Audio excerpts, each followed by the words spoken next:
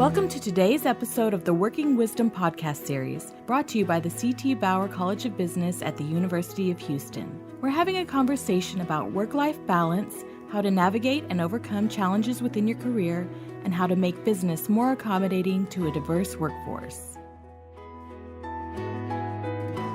Hello, and welcome to this episode of How Do They Do It, podcast from the Bauer College.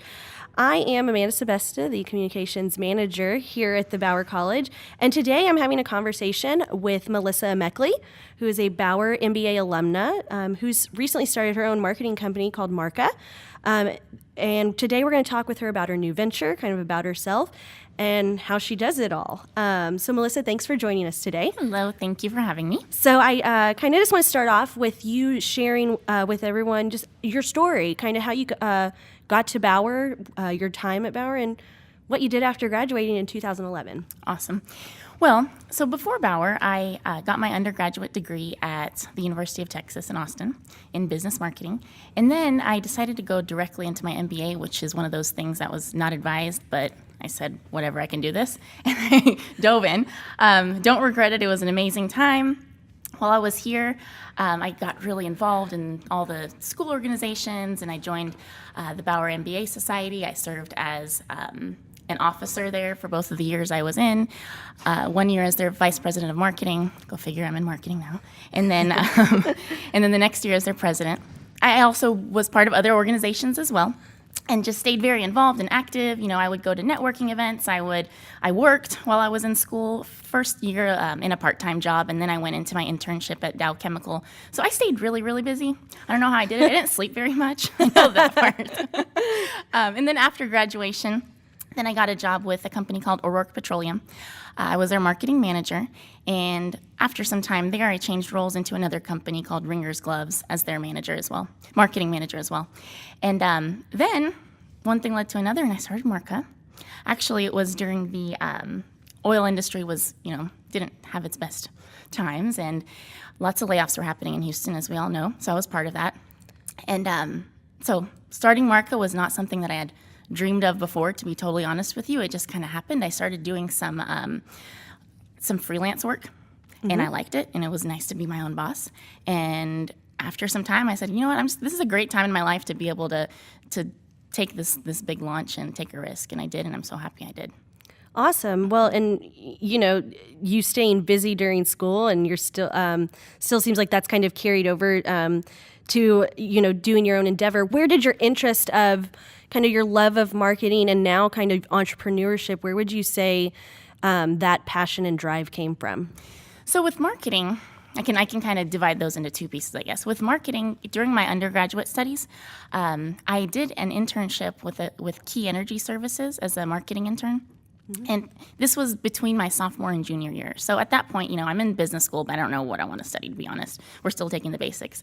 So I did that internship, and that was kind of eye-opening to me. And I just being around a marketing team and getting to write, articles and edit their website and do all sorts of cool things that a 19-year-old person got to experience, that really spiked an interest. And then when I went back to school at the end of the summer, I started taking my marketing classes, and then it was just something clicked. Something felt really right.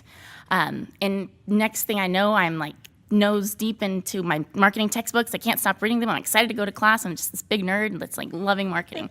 So that's kind of how marketing happened for me. With entrepreneurship, like I mentioned a minute ago, it wasn't something that to be honest, I thought I was going to be working for big companies, big corporate, some hotshot marketing executive. Well, I still think I'm that way right now, right?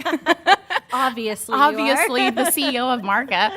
Anyway, so whenever Markka did happen, and I just started doing some freelance work, but this is before the formation. I started doing some freelance work during my after my layoff, and it was fun. It was fun to be able to work in my own time. Yep. I was officing out of my house to be able to give back and set my own schedule and be my own boss, and then to have multiple clients, and it felt right. It's another one of those like gut feels, and then got my LLC, and here I am today. So. And when did you found it? What year? Actually, it was 2 years ago in February. So I'm this is my 2-year anniversary month. Well, congratulations. Thank you. So kind of tell me a little bit more about Markka kind of getting this startup, kind of taking the idea and running with it. What's the company do? Kind of what's your goals? That sort of thing. Okay, perfect. So Markka, we are a marketing services company, and I kind of like to compare it to being like a rental marketing department for companies who don't have a formal marketing department. Mm-hmm. I've been primarily working with industrial companies in the oil and gas industry, and Markka is truly known for being a trusted partner that becomes an extension of the client's team. So I like to work with my clients to provide affordable, fresh marketing solutions that are truly cultivated to meet their needs. Mm-hmm. I'm never doing the same thing over and over with my clients. It's never cookie cutter services. I start working with them. I do a thorough needs analysis to really understand what I can do to help them and what their areas of improvement are. And we strategize together and build a plan together. So I'm engaged. I'm not coming in and telling them this is what you need to do and doing it and leaving. Right. My ideal client, which are my clients right now, is we start together and we're working, on a retainer basis, going on and on versus, create a brochure and leave. And that's the great thing about marketing is it keeps you on your toes. Mm-hmm. There's nothing is ever no two projects are alike. Exactly. And it's constantly changing. So you really have to be learning nonstop and researching in your own time to see, what can I do to be better than competitors. And it's great. So I'm going to back up a little bit because I know that earlier we were talking about kind of your time at Bauer and basically being involved in everything. Bauer MBA Society, Bauer MBA Advisory Board. You even were part of the Wolf Center trip to visit Warren Buffett. Is that correct? I was. So yes, you stayed busy and had part-time jobs and coursework. So kind of, I know you said you just had lack of sleep, but can you kind of share with us how you balanced all of that and kind of how being involved in those different facets kind of helped you in your role today? Right. So I had to stay organized. There's no way you can do all of that and not be organized. I had a planner. I used my Google Calendar. I made to-do lists. I had reminders on my phone. It's almost like it was like a machine work. everything was just planned out. And I kind of had to be that way just to accomplish everything I wanted to. I did mention not sleeping very much. I mean, I say that, but, we get enough sleep. I'm still alive. But I just felt like, and I still feel this way today, your MBA experience, especially at Bauer, it's equal parts your education and networking and getting involved. And, who do you get to meet and what relationships are you building? It's not so much just going to stuffy networking events, exchanging business cards. That's not going to get you anywhere. It's just really building relationships. And by staying that involved, I felt like I was able to. I think that being involved that way has really taught me to kind of don't be scared, take on risks, and know that I've got people on my court cheering for me. Mm-hmm. When I need help, I've got people to go to, and I would do the same thing for the relationships that I built with friends in my network. We're going to take a short break to hear a word from our sponsors, and when we return, we'll continue our conversation with Melissa Emekli. Got an idea for a startup? Red Labs is the University of Houston's co-working space, startup accelerator, and technology entrepreneurship program. Supported by Bauer's Wolf Center for Entrepreneurship, we work with UH-affiliated founders to turn your technology startup ideas into high-growth ventures. We provide free co-working space, access to mentors and resources in the startup community, and customized startup curriculum. For more information, visit redlabs.bauer.uh.edu. Welcome back. We're here speaking with Melissa Emekli, the founder and CEO of Markka. We kind of left off talking about kind of you striking it out on your own after being in marketing in the oil and gas industry. So, kind of taking that leap from, being in corporate America to being your own boss. What advice would you give to someone who's kind of in the same position you were at that time? And Sure. Well, for starters, I would say, don't be afraid. Okay, you can do this. And also, one thing that I did is I found some people in the industry that were doing a similar type of thing, maybe not necessarily marketing, but at least had started their own company. And I sat down with them and I did almost like an informational interview. It was nothing formal, took them out to lunch, chatted, asked them questions. Just that sort of thing, just to get some questions answered. And, the more people you ask, the more Google searches you do, you'll figure out you can achieve this. So I think that's really helpful. And just in general, kind of continuing to touch base on that, work with the people in your network to help you achieve what you want to. Who are those people that are cheering for you on the sidelines that would help you succeed? There's all sorts of resources on the internet that you can utilize.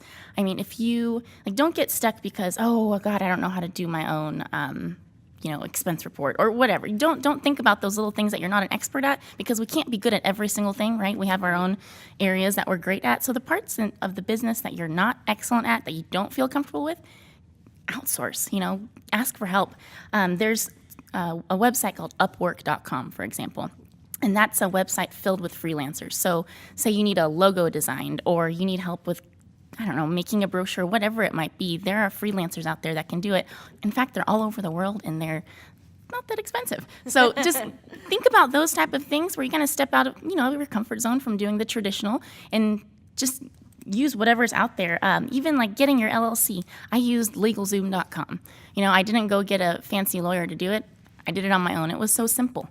So try thinking that way as you're getting started, and you can always grow into more.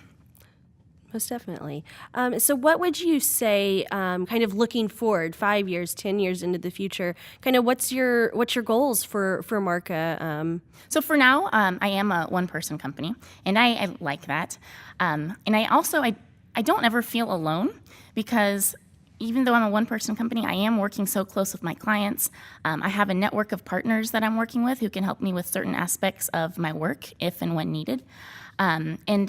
But as I grow more, I think, within my business, I can see Markka growing its own strong tribe, becoming a team of hard workers and hustlers like myself, all of us, working remotely from our home offices, I think, creating this healthy work-life balance for the team, where we can all kind of work in the comfort of our homes or a coffee shop or a cubicle at a client's office, just wherever we can work on our own to make the most progress, I think, is what's essential and important. I want to always continue to have a really close relationship, that team feel, partner feel with my clients, where we can continue to be an extension of their team and never being that consultant that comes in, shakes things up, finishes a project and leaves. I want to be that close partner with my companies. So it's kind of where I see it going, Great. And where could we, for those who are listening in who are interested, where can they find you and your business if they wanted to reach out? Sure. My website is mymarkka.com, mymarkka.com. I'm on Facebook, LinkedIn, Twitter, and the handle is mymarkka on there as well. So follow me on social media, visit my website, send me an email. Well, Melissa, it sounds like you are on to do great things, and we just want to thank you so much for joining us today on How Do They Do It? Yes, awesome. Thank you so much for having me. Thank you for listening to today's episode of the Working Wisdom podcast series from the C.T. Bauer College of Business, brought to you by the Working Families Initiative. The initiative aims to provide support and access for women in business school and the workforce, and to generate research that organizations can use to implement policies and standards to benefit a diverse workforce. For more information about Bauer College and this podcast series, visit www.bauer.uh.edu/podcasts.